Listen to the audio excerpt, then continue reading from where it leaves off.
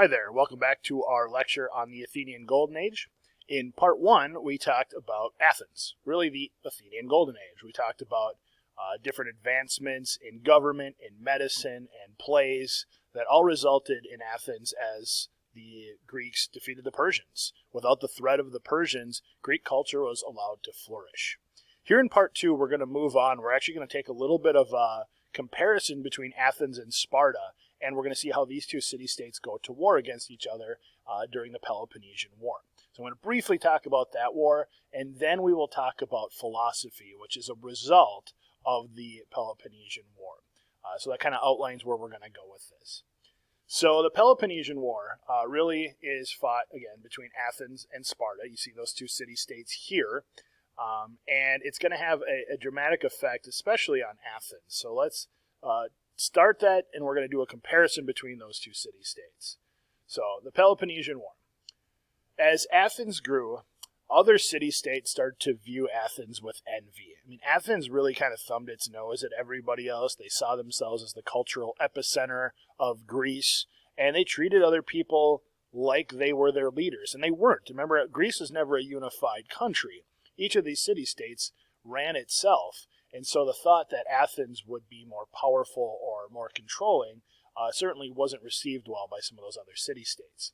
So Sparta decided to do something about it. Sparta declared war on Athens in 431 BC, thus starting the Peloponnesian War. Now, before we get too far into the details of that war, I do want to talk a little bit about Sparta. We've talked about Athens, but let's talk about Sparta. We've seen a little bit of Sparta in my class as we did the Battle of Thermopylae, and we talked about King Leonidas here leading the 300 Spartans and dying in battle against the Persians. So I found a couple little things that I thought were kind of funny.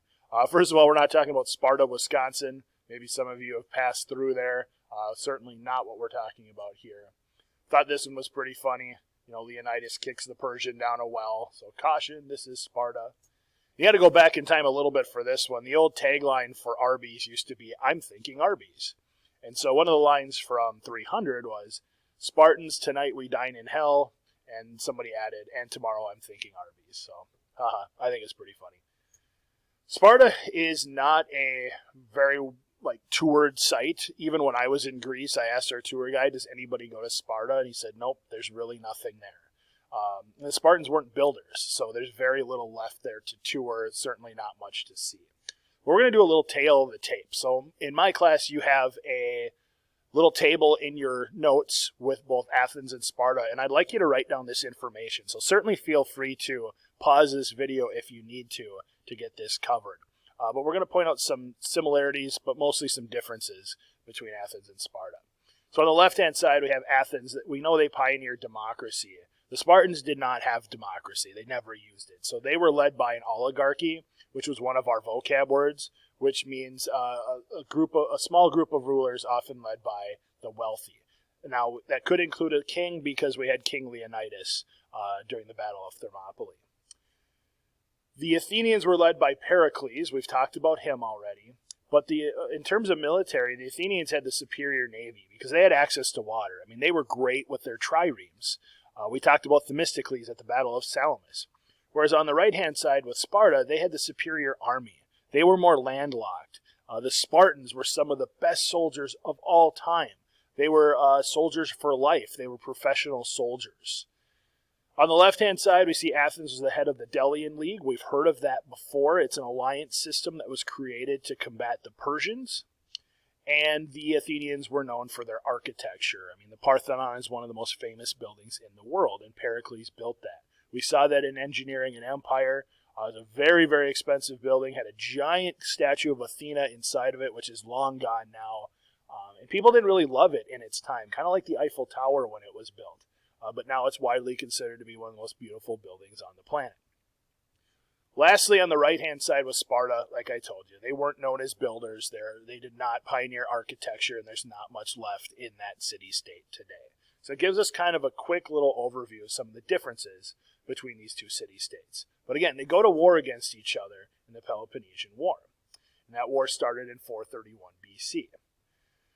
One thing that Sparta did is they used a pretty brutal tactic. So they marched to Athens and they burned the Athenians' food supply. That's going to have a huge effect on the people inside the city. It's going to make them weaker, hungrier, as you can imagine, and it's going to make them a little bit easier to defeat. But, of course, this war doesn't end immediately. This is a 27-year war, if you can believe that, which is longer than the Civil War, World War I, and World War II combined. Plague hit Athens in the second year of the war, and it devastated the city. 1/3 of the people inside the city died, including Pericles. But Athens continued to hang on.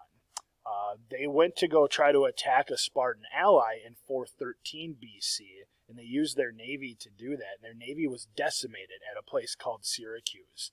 You usually don't think of Athens losing naval battles, but it was a significant loss here for Athens. Athens survived for 9 more years, but surrendered to Sparta in 404 BC. So I know I'm going through this really quickly, but it's a battle between city-states. It's almost like a civil war. But remember, these two city-states were like their own little countries.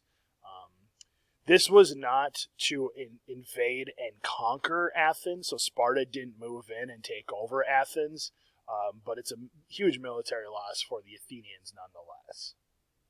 So again, here's the map I showed you previously. Athens right here, Sparta down here on the Peloponnese, and everything you see here in gold were allies of Athens, and everything in purple were allies of Sparta. So the war was fought in a couple of different places. If you really wanted to look at this war in more detail, you would see several different battles in several different locations within it. We're just getting a quick overview of it here. Well, one of the results of the loss in the Peloponnesian War is people started to question things, and people who question things are often called philosophers. So after the Peloponnesian War, many Athenians had lost confidence in democracy. They wondered if maybe democracy was the cause or the root of the problem that led to the loss in the Peloponnesian War. And so it got people to start questioning, what's right? How should we govern? Should we try something new? And you get a lot of great thinkers out of this. So great thinkers known as philosophers began to seek truth. They were questioning democracy, but they were questioning really everything. That's what philosophers do. So philosophers, also known as lovers of wisdom, had 2 assumptions about the world. The first one is the universe is put together in an orderly way and subject to absolute and unchanging laws. Well, we would call that science or even physics. These are things that we know are true today, but in the old days, they didn't have a law for gravity. Isaac Newton didn't exist yet. We didn't have laws for motion and other scientific properties that you and I know well today. So they just described everything and explained it by saying the gods did it. If I throw an apple up in the air, it might be Zeus that throws it back down to the ground. But there's a scientific property of gravity that we can use to explain things much more realistically today. And that's not to say that the gods were made up or wrong. It's just saying that we have a more scientific understanding of the universe today. And it comes from people like this who are able to think it out and use logic and reason to understand the world. So people can understand these laws through use of logic and reason. And this is what we learn in science and even math class to understand scientific properties. We're going to briefly talk about 3 famous philosophers that come out of the Athenian Golden Age. The first one is Socrates. Don't say Socrates, but it's Socrates. Socrates believed that the unexamined life is not worth living. He really wanted to question everything. This is what we do today. We talk about what the Greeks gave us and why our culture is shaped by the Greeks. Our way of thinking does this. I hope no matter what you see, no matter what you do, that you question everything. Question your parents. Question your coaches, question your teachers. Do all that respectfully, of course, but if something doesn't seem right, if you're told something or you see something on TV that doesn't make sense, research it, understand it yourself, and try to make sure that you come to a logical conclusion. Socrates would have wanted it that way. So in 339 BC, Socrates was brought to trial for corrupting the youth of Athens. Basically, his way of thinking was in direct disagreement with what everybody else thought, and that was simply that the gods made everything, that the gods did things. The grass is green because the gods made it green. The sky is blue because the gods made it blue. Well, we know more about the different gases in the sky today. We know about photosynthesis and color reflection that makes the grass green. So there's a lot of scientific properties. Basically, the world was not ready for Socrates. And so they killed him. I mean, not like murder or assassination, but he was put on trial and he was found guilty, and a jury condemned him to die. They told him he had to drink hemlock, which is a poison.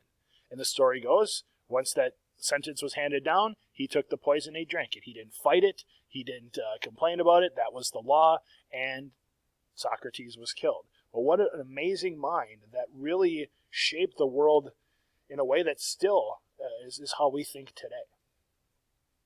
The next philosopher that we're going to talk about is Plato. Plato was actually a student of Socrates, and he wrote a book called The Republic, which was about a perfectly governed society. Basically, that society was led by a philosopher king, somebody who was educated, somebody who could think, which is more so what we want today, really, in any of our leaders, somebody who is trained or, at the very least, experienced in whatever job that they have. The last of the three that we're going to talk about is Aristotle. Aristotle questioned the nature of the world, much like Socrates did, and he invented a method of arguing according to the rules of logic. Basically, it starts pioneering the scientific method as we use it today. I think most of you have used the scientific method in your science classes. It's been a long time since I've done it, but I believe you start with a hypothesis, you test the hypothesis, you record data. I know I'm in the ballpark there. It might not be a perfect retelling of the scientific method, but I'm close, and that comes from Aristotle. And he was a teacher of Alexander the Great, and Alexander the Great is, of course, the last part of this unit that we're going to study over the next couple of days. So these are three famous philosophers. They're certainly not the only ones, but some whose minds really helped shape the world in a lot of ways in the Athenian Golden Age. So that's going to bring us to our end, our result here. So the Athenian Golden Age led to many intellectual advancements in politics, science and medicine, the arts, and architecture.